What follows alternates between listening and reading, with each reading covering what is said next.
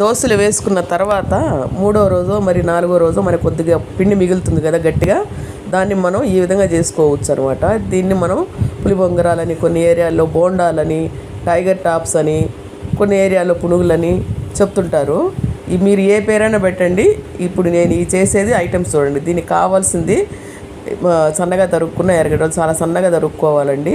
చూసారు కదా, పచ్చిమిర్చి కూడా ఒకటి తీసుకొని చాలా సన్నగా తరుక్కోవాలి, ఎక్కువ వేయకూడదు, కారం తగులుతుంది. కొత్తిమీర, కరివేపాకు ఇవి భలే కంపల్సరీ అనమాట. ఇది కొంచెం అల్లం.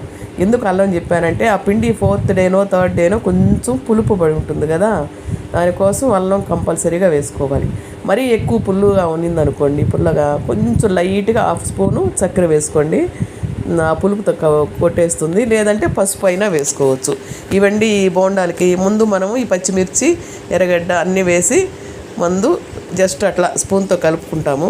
ఆ పిండిని పిసకూడదు, పిసితే కారం ఆ పిండికంతా అంటుకుంటుంది. మనం పక్కన కొంచెం శనగపప్పు కూడా నీళ్ళలో పెట్టుకో ఉండాలి. అది మీకు చూపించడం మర్చిపోయాను. సో ఈ విధంగా కన్సిస్టెంట్ ఇట్లా వస్తుంది అనమాట. కన్సిస్టెన్సీ ఇట్లా వచ్చినప్పుడు మనం ఒక కడాయిలో, నేను ఇనప బాండలి తీసుకున్నాను, దాంట్లో కొంచెం నూనె మాత్రమే వేసుకుంటాను. ఎందుకంటే అన్నీ ఎక్కువ వేసుకొని అన్ని బోండాలు కానీ బొంగరాలు కానీ వేసినప్పుడు ఆ నూనె మళ్ళీ వాడకూడదు. సో ఆ నూనె అయిపోయే వరకు మనం ఎన్ని అవుతాయో అన్నీ వేసుకోవచ్చు అనమాట. అప్పటికి ఆ పిండి కొంచెం లూజ్గా ఉంది కాబట్టి మీకు గుండ్రంగా రాలేదు. సో ఇది ఈ విధంగా మనం అన్నీ వేసేసుకొని ఆ పైన నానబెట్టుకున్న పచ్చి శనగపప్పు ఉంది కదా, అది వేసుకుంటాం. అది బాగా నూనెలో వేగిన తర్వాత అది తింటుంటే క్రిస్పీగా ఆ పప్పులు పంటికి తగులుతూ భలే బాగుంటుంది. ఒక్కసారి ఇది ట్రై చేయండి. ఇది ఆంధ్రాలో ముఖ్యంగా నెల్లూరులో భలే ఫేమస్ అండి. ఇది చూడండి, ఈ విధంగా చూడండి, మధ్యలో హోల్స్ వచ్చి ఎంత ఇదిగా వస్తుందో.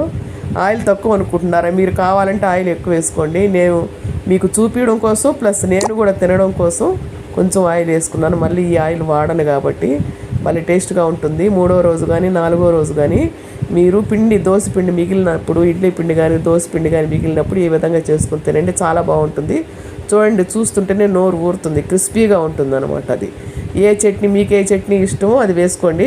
దీనికి ముఖ్యంగా ఎర్రకారం చట్నీ అంటారు. అంటే ఎండుమిర్చి, తెల్లగడ్డ, ఎర్రగడ్డ ఇవన్నీ ఉప్పు వేసి గ్రైండ్ చేస్తారు చూడండి. ఆ చట్నీ అయితే దీనికి సూపర్గా ఉంటుంది. మీరు ఈ వీడియో నచ్చినట్లయితే లైక్ చేయండి, షేర్ చేయండి, బెల్ కొట్టేసేయండి. అన్ని వీడియోలు మీకు కనపడతాయి.